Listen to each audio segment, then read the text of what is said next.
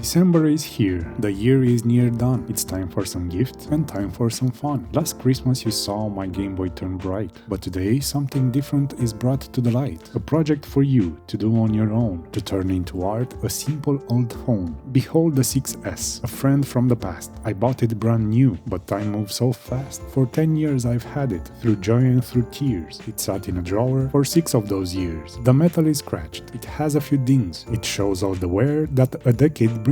But look at the front, you see any crack? I hope that the glass is pristine front and back. To make this an art piece to hang on a wall, I went to the shops, the big and the small. At a store nearby, I found just the case. This beautiful frame, quite deep in its base, 30 by 40. The size is just right to hold all the pieces and seal them up tight. I also grabbed foam board, a 3mm sheet, to stick all the parts and make them look neat. I bought 2 of them in case I make waste. It's better to plan than to act in a haste. It's a little too big, but don't worry my friend, we'll cut it to size by the very end. Now you might ask, why ruin this phone? It works perfectly well, just leave it alone. I swapped out the battery, it turns on just fine. I use it for drones, to make videos shine. But here is the problem, the reason for this. The storage space really takes away all the bliss. 16 gigabytes, that's all that is there. With apps being huge, it's really not fair. It holds maybe 1 app, and then it is full. Using this daily, a terrible pull. So instead of a backup that sits in the dark, I'll give it a new life, a creative spark. Before we begin, a word of advice, to treat the old battery careful and nice. I drain it halfway, to 40%, to stop any fires or a smoky event. I power it down, say goodbye to the screen, and start the best teardown that you've ever seen. 2 screws at the bottom.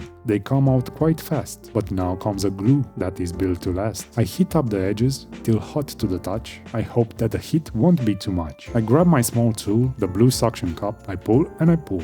But nothing comes up. The iFixit tool is usually great, but today it decided to make me just wait. The screen protector was on from the start. Now let's peel it off, the first distinct part. And just as I hoped, the surface is clean, a beautiful, perfect and shiny touchscreen. So I grab the big gun, the heavy-duty gear, and finally the screen begins to clear. I slide in the pick and cut through the glue. The inside is showing a technical view. I don't need to worry if cables get torn, since this phone will never again get reborn. But still, I'm gentle. I take my own time. To break it roughly would feel like a crime. The screen is detached, I set it aside. Now I dismantle the secrets inside. I unscrew the covers, the metal, the clips. I'm using my tools and my fingertips. The battery connector is first to go out. Safety is key, let there be no doubt. The cameras, the speaker, the engine for vibes, the taptic engine, as Apple describes. Every last screw and every small plate, I take them all out at a steady rate. The battery needed some IPA drops to loosen the glue so the sticking stops. I struggled at first, but it finally came free. Now nothing is left but the empty chassis. The parts are all messy, with dust and with grime, so cleaning them up is the next step in time. I put on my gloves, the latex is blue, to make the components look shiny and new. I use IPA for a beautiful sheen and wipe with a cloth till it's perfectly clean. A Q-tip for corners where dirt likes to hide, until every piece is gleaming with pride. The frame is now ready. I take off the back and pull out the paper to keep me on track. This paper is perfect to map out the zone, to see where to place the parts of the phone. I take my foam board,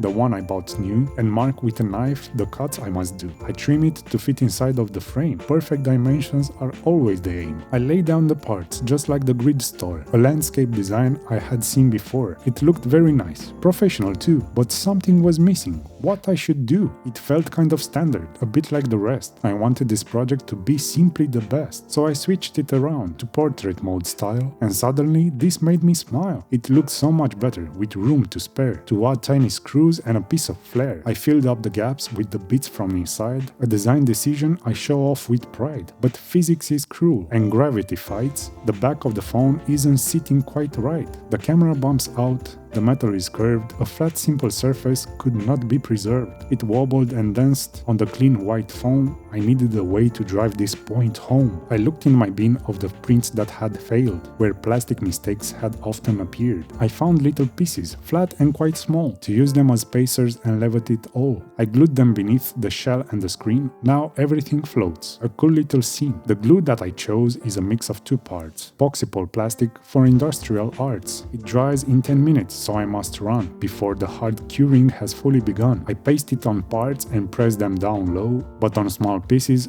Oh no, overflow. The glue squished around, it looked a bit bad, but I didn't panic, I didn't get mad. I waited 5 minutes for it to get thick and pushed it away with a small wooden pick. It hid underneath out of the sight, making the edges look clean and polite. The glue is now hard, the pieces are stuck. I hope that it holds and not just pure luck. I wipe down the glass, removing the smears. The dust on the inside is what everyone fears. I drop in the board and close it with clips. A smile of a triumph is now on my lips. But one thing is missing, a name for the beast, to mark the occasion, for Christmas at least. I bought a chip maker from AliExpress store to print out a label on the top floor, iPhone 6s. It took a few tries, but finally the sticker looks good to my eyes. The project is finished, the artwork is done. I hope that you watched and had a little fun. A phone that was useless with storage so small now hangs like a trophy up high on my wall. If you have a drawer with gadgets inside, don't let them sit there with nowhere to hide. Grab a deep frame and some glue and a knife and give your old tech a new second life. It's a wonderful gift for a friend or a lover, a technical memory for them to discover. Thank you for watching. I'll see you next year. Now go make some art